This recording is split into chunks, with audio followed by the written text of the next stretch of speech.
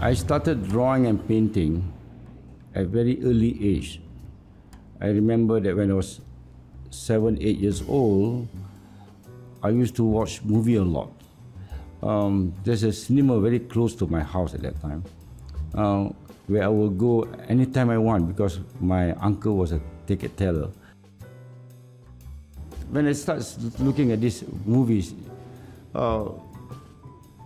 it really inspired me so much. Sometimes I even immediately, when I get home, I will start doing some drawings for my other friends so that they can, I can share the movies and start telling stories to them.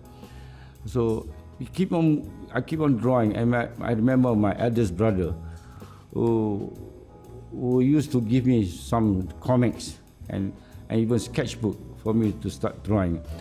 And then when I finished my secondary school at the age of 17, I left my village in Johor for Kuala Lumpur. I stayed with my brother, and we started doing some artwork where we used to cut trees and get a piece from the wood and make some drawings and painting on it, where I sell it like for 2-3 ringgit at that time, and that's how I survived.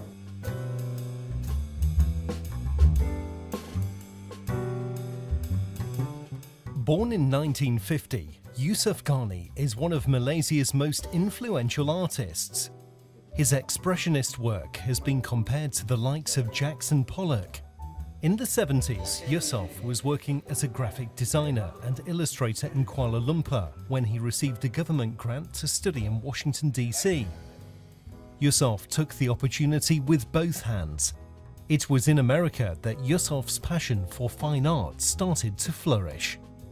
As a village boy, when I arrived in America in 1979, it was quite a cultural shock for me.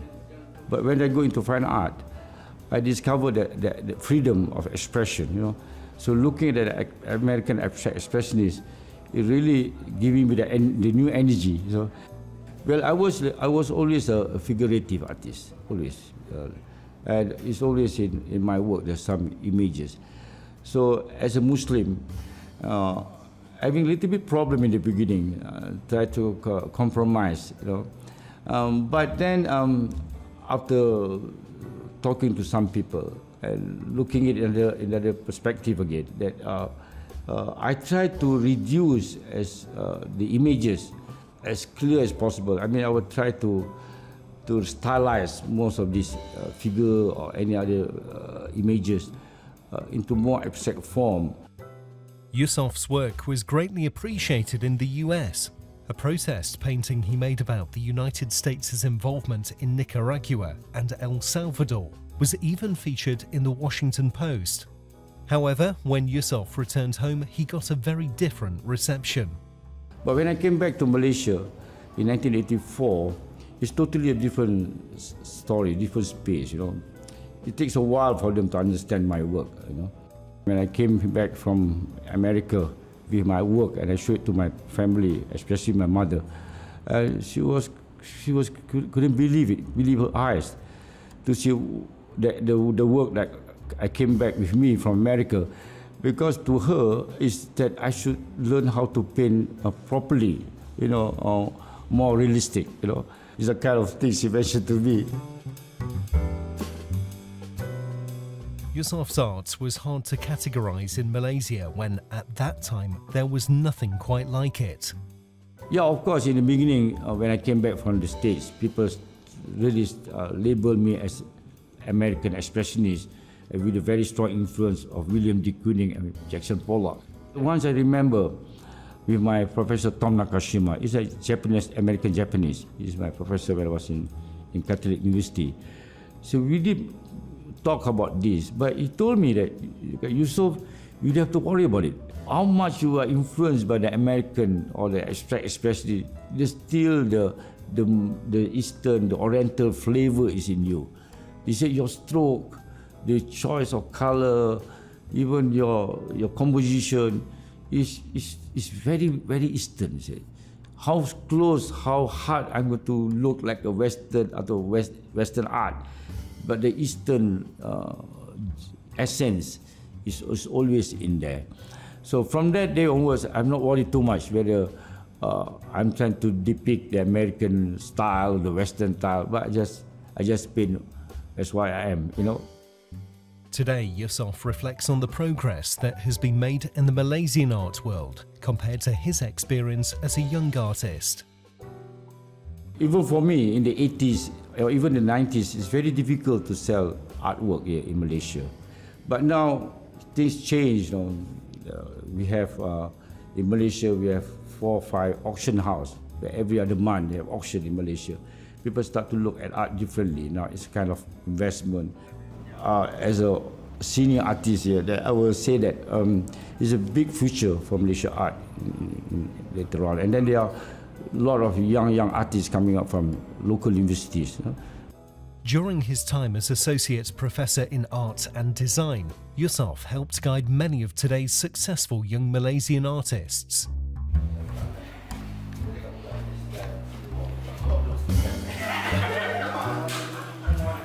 So in my university, I was there for about 36 years actually. But when I came in, I was always with my. To me, like, you know, is art is always more on the practice itself, you know, rather than the theory. So it takes me a while also to adapt with the system here. But after a while, they begin to accept me. But my lecture is more like, you know, that you paint, you know, what you think you just paint, and then we talk about it later. But it's important that you need to understand also the properties, the language of art itself, where we talk about line, how to use the line, the color, shape, form, whatever. So it's a kind of, to me, is the language is only been practiced when you paint. You paint, then you understand the language. So it's not just by knowledge, but also by practice to discover art.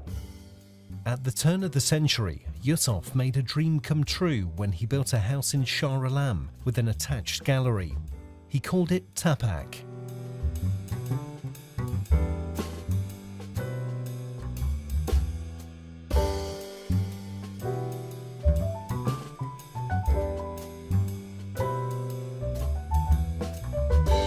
Any country that develop in their industry or even their modernization, the art must come together with it. You know, it's a part and parcel of the society.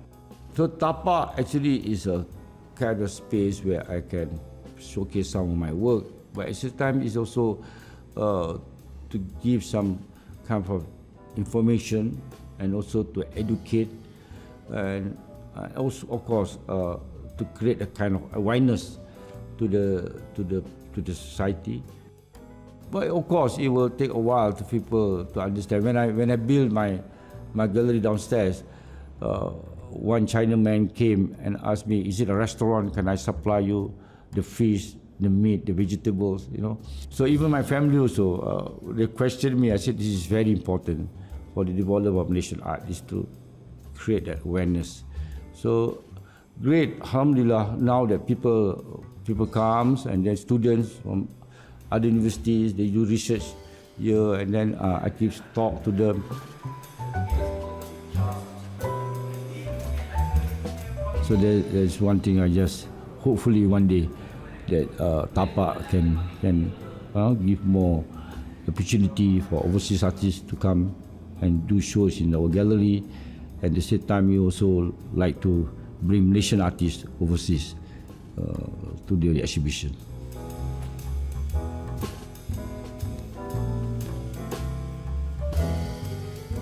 Yusof isn't afraid to reflect honestly on his life, his process, and his accomplishments.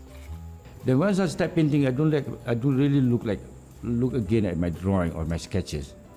I will let go. I will leave it alone. I just go straight to the canvas, because to me, that's what I call the real expression, where everything collects in my mind. Then I just let it go. I just put on the canvas. It's also a kind of dialogue there. I just keep on going. The only part is difficult part, of course, we all say that, is when to stop. I enjoyed that somebody going down to the court and play tennis, whether he win or he lose in the game, the satisfaction of getting that stroke on the court is same thing, getting one stroke into the canvas and then it happened, you know. And I'm so glad, you know, that God has given me this talent, a little bit of talent here and there. And I'm so glad. Of course, I always remember my mother, who always encouraged me from when I was a kid. Because when I was a small boy, when I started drawing, my father was really against me. He kept telling me, how are you going to live with this, you know, as an artist, you cannot live. I remember that. So when my mother was supporting me all this while, you know, she passed away about 2 months ago. She's 96 years old, my mother. She's always supporting me. And then I'm glad she managed to see at least I get kind of what we call it achievement. Yeah.